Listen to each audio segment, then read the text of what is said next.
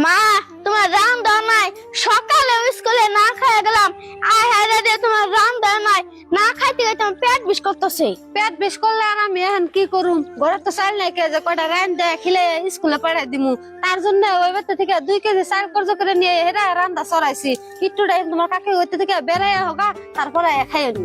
সাইনা তুমি না খাই রাসাও, আমি যে সঙ্গে ভাত খেলাম সে সঙ্গে তো তুমি কইলাও না নং বাতে ভাত খাবে না, তুমি তো ভাত খাম না, মা রান হইছে।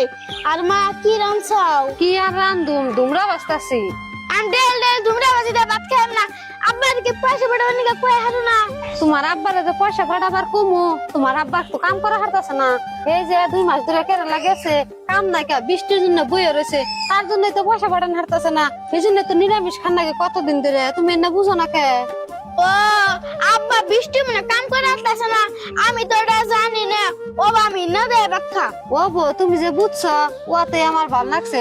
তোমার আব্বা বলে এই সপ্তাহে 2 দিন কাম করছে, সেই পয়সা বলে কালকে দিব, কালকে দিলে বাড়িতে পাঠাই দিব, তারপরে আমি তোমার মাংস হয় না তারপরে ভাত দিবনি। ও বো তুমি দে রাম আমি রেশমি হতে যাই। যাও একটু তাড়াতাড়ি আয়ো, রান্না করলে হয়ে এলো। ও বো